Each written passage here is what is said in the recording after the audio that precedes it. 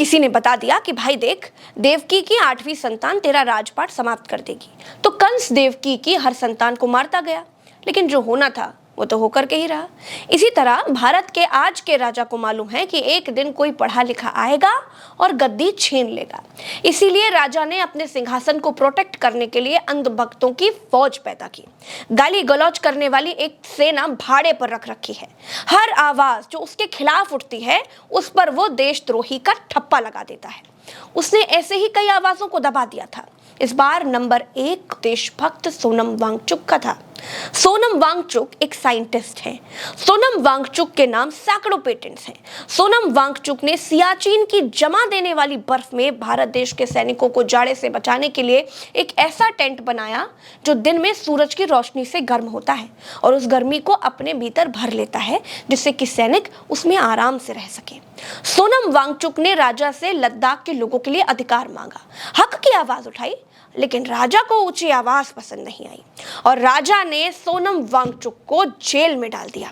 ऐसा नहीं है कि भाई राजा लद्दाख के लोगों की मांग को पूरा नहीं कर सकता था। राजा चुनाव में जाकर के मॉनसून सेल की तरह वादे बांटता है, लेकिन लद्दाख के लोगों के लिए उसके पास आश्वासन तक नहीं था। मैं आज बिहार के पैकेज की घोषणा यहीं से करना करो 50,000 करोड़ की ज्यादा करो, 60,000 करोड़ की ज्यादा करो, 70,000 करोड़ की ज्यादा करो, 75,000 करोड़ की ज्यादा करो, 80,000 करोड़ की ज्यादा करो, 90,000 करोड़ की ज्यादा करो। हालांकि राजा रेवड़ी कल्चर के खिलाफ है, लेकिन राजा रंग बदलता है। राजा बिहार चुनाव से पहले पैसे रेवड़ियों की तरह बांट रहा है। राजा ने 75 लाख महिलाओं को 10-10 हजार रुपए बांट दिए हैं। वैसे राजा भ्रष्टाचार के खिलाफ भी था, लेकिन याद रखिए, राजा रंग बदलता है। वो किसी चीज के खिलाफ नहीं है, वो सिर्फ पढ़े लिखे लोगों के खिलाफ है। उसे अनपढ़ अंधभक्तों की फौज चाहिए जो सवाल न करती हो, जो इसे नॉन बायोलॉजिकल मान करके उसकी पूजा करे। आजकल राजा को जेनजी नाम से बड़ी दिक्कत है। जेनजी शब्द से डर लगने लगा है। राजा के लिए ये नए किस्म का डर है। राजा के राज में 2 लोगों के खिलाफ कोई कुछ नहीं बोल सकता। एक राजा का प्रिय उद्योगपति मित्र जिसका नाम आ से शुरू होता है, और दूसरा खुद राजा। लेकिन राजा ने अपनी गद्दी सुरक्षित करने के लिए जिस तरह एक देशभक्त सोनम वांगचुक को जेल में डाला, उसने गौरव आर्य और जीडी बख्शी जैसे पूर्व सैनिकों को भी हैरान कर दिया, जो राजा के बड़े प्रशंसक माने जाते थे। कभी ना कभी तो आपको सोनम वांगचुक को छोड़ना पड़ेगा, और जब आप सोनम वांगचुक को छोड़ोगे तब आप देखोगे इसका कद 100 गुना बड़ा बढ़ चुका हो। जो आदमी सिंपल एक क्लाइमेट एक्टिविस्ट था, उसको रहने दो ना, एक्टिविज्म करने दो। दिल्ली में नहीं करते लोग, हर जगह करते हैं। आप उनको पकड़ के जेल में डाल देते हो क्या? मैं अभी भी बोल रहा हूं, वक्त है, इसको छोड़ो। क्या ना, आपको जो फास्ट करना है करने दो, कोई दिक्कत नहीं है। आप लद्दाख को स्टेट डिक्लेयर करो, एक मोटा पैकेज, वहां पे स्कूल, वहां पे हॉस्पिटल्स, वहां पे जो भी चीजें लद्दाखियों को चाहिए, ठीक है ना, आप वहां पे उनके लिए आप करवाइए। आपके पास पैसे की कमी नहीं है, कुछ नहीं बिगड़ा, अभी सब ठीक है। They are the most lovely, most beautiful, most loyal people, I am telling you. मैं सरकार से अपील करूंगा, ये सोनम वांगचुक का चैप्टर आप क्लोज करिए। स्टेटहुड आपको डिक्लेयर करनी है, करिए, जल्दी से जल्दी करिए। आपके लिए बहुत छोटी बात है, it's a small thing, for them it has become a big thing and it will become bigger and bigger and bigger and bigger. Ladakh is a hyper sensitive state, hyper sensitive area है।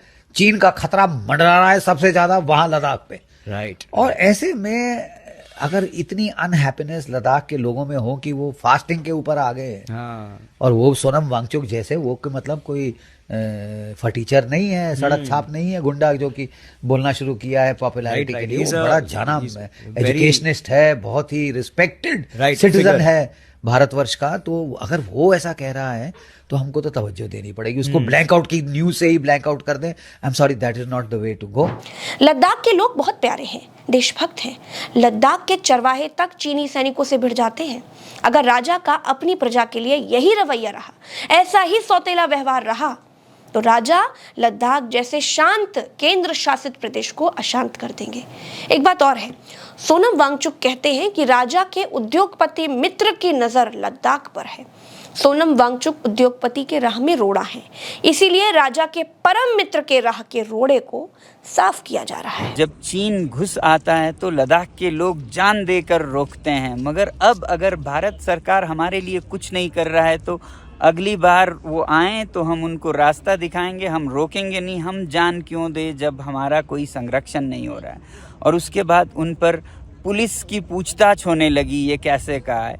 मेरा तो ख्याल है कि दूत को मारने से, डोंट किल द मैसेंजर कहते हैं ना, सॉल्व द प्रॉब्लम।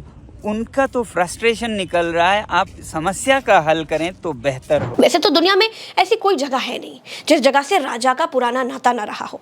ऐसा कुछ भी नहीं है जो राजा करना चाहे और कर ना पाए, लेकिन लद्दाख को पूर्ण राज्य का दर्जा नहीं दे रहे हैं। राजा की आदत है कि राजा खुश होकर के देते हैं। कोई मांग ले या आंदोलन करके लेना चाहे तो राजा का ईगो हर्ट हो जाता है, वो अपने ईगो पर ले लेते हैं। जो देना होता है ना वो भी नहीं देते, फिर वो इतना चढ़ जाते हैं कि सीधा जेल में डाल देते हैं। कोई आंदोलन करके राजा को झुका दे वो राजा को पसंद नहीं है। राजा खुश होते हैं तो दे देते हैं, राजा से कोई मांग नहीं सकता। सोनम वांगचुक कितने भी बड़े देशभक्त हो, सोनम वांगचुक से गलती ये हुई कि उन्होंने राजा से मांगने के बजाय, याचना करने के बजाय आंदोलन का संवैधानिक तरीका अपनाया, इसीलिए वो जेल में है। वरना राजा के राज में राम रहीम जैसे बलात्कारी को 17 बार फरलो मिल जाती है, वो बड़े आराम से घूमता है। गुजरात में रेप के दोषियों को अच्छा आचरण वाला बता करके छोड़ दिया जाता है। सोनम वांगचुक की पत्नी ने कहा कि सोनम ने खुद बीजेपी को वोट दिया था और पिछले चुनाव में उन्हीं के सांसद जीते थे। उन्हें सत्ता में लाने के लिए सबने समर्थन दिया, लेकिन वो हमारी जरूरतों को पूरा नहीं कर सके। छठी अनुसूची से लेकर लद्दाख में विधानसभा का गठन तक नहीं किया गया। दोस्तों, क्योंकि राजा खुद अब चीन से मित्रता कर रहे हैं, इसीलिए सोनम वांगचुक को चीन का एजेंट नहीं बताया जा सकता था, इसीलिए उनको पाकिस्तान का एजेंट कहा गया।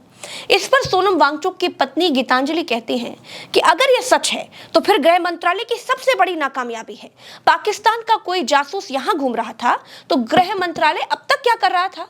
वो अपने काम में विफल रहे हैं, मुझे उनसे जवाब चाहिए।